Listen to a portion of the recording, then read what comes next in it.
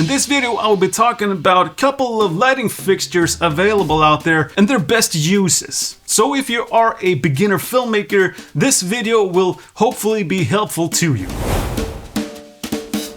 I'm just gonna read my notes here. So first off, we have COB lights or COB lights. These lights by itself are hard lights, so you get hard shadows with these kind of fixtures. However, you can attach a lot of modifiers onto these fixtures like soft boxes, Fresnel lenses, or barn doors.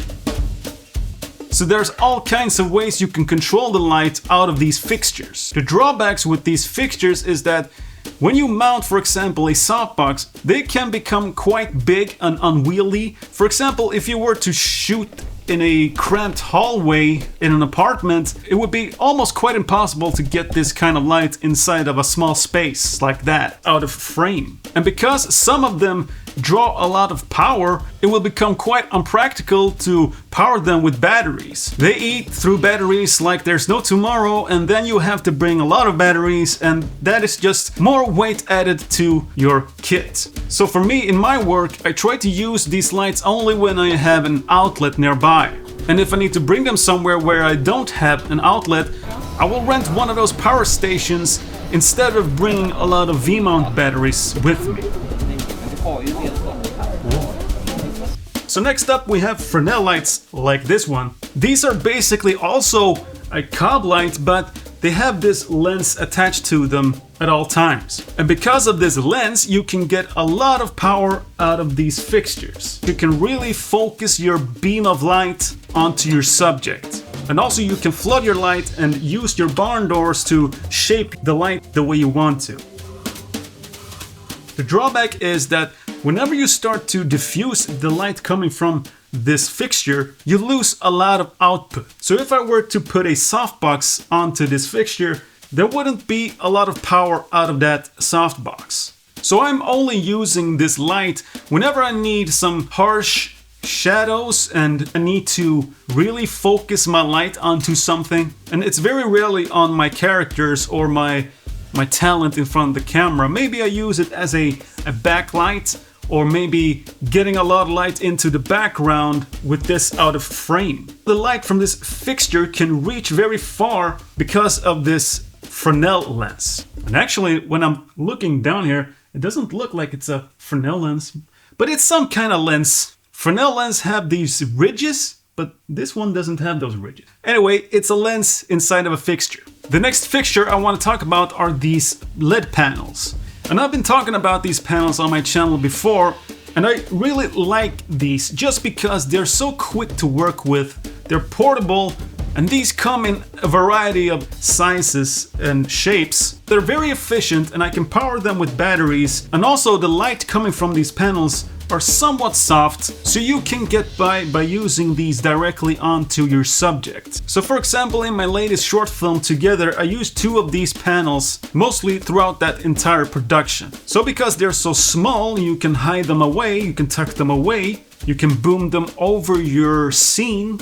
And if you think that it's too harsh to use directly onto your subject, you can always soften up even more with a softbox or just bounce it in an umbrella. You will lose a lot of output whenever you start bouncing the light coming from these, because this one is only 60 watts, so you will realize that you're gonna need more power if you want to bounce your light around.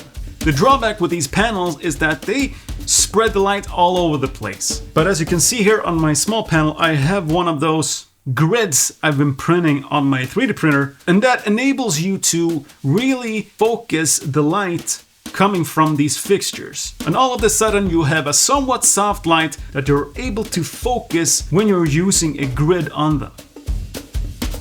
What else do we got? Okay, we got flexible LED panels. So I got 2 of these flexible panels, and I really like using these 2 because you get a big soft light out of these. and also they're very lightweight, so you can mount them on a boom arm to reach over into the scene. These lights, I think, are more perfect for narrative work because they're so small and you can cram them in everywhere. These flexible lights are so light that you can tape them onto the wall if you need to, so I'd rather be using these instead of a COB light with a big softbox attached when it comes to narrative work. The drawback for these lights is that they take a lot of time to set up. They're not as quick as just using a panel, but usually it's worth it to take the time to rig these because you get this massive, big, soft, beautiful light in your shot. It can go anywhere, and also you're getting a lot of output from these as well. I know I'm looking around the camera right now. That's because I have my Godox flex light right behind the camera. And as before with the panels, these lights are also hard to control if you're not having a grid on them. And on these flexible panels, you usually have this cloth type of grid that you can attach with Velcro. Okay, for this last part in this video, I want to mention these kind of lights, tube lights. And these white tube lights are really good for practical. You can mount this in your scene wherever you want to and make it look like this is a real fluorescent light. And also you have these bigger ones that is more fit for actually lighting up your subject. These are nice because they have batteries built into them and they're very lightweight, so you can mount them pretty much anywhere.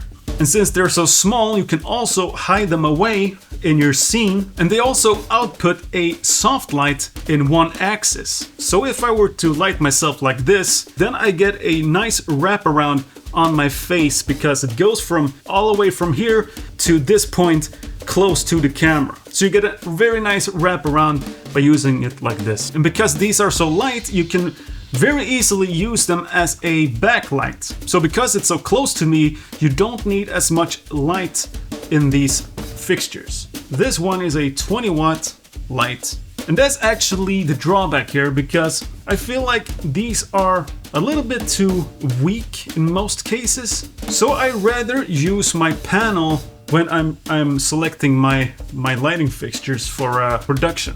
Okay, it's time to wrap up this video, so I hope this helps any beginner filmmaker out there, and if you need any more information or want to share your own tips and thoughts, let me know in the comment section. That is all I have for now. I'll see you in the next one. Bye!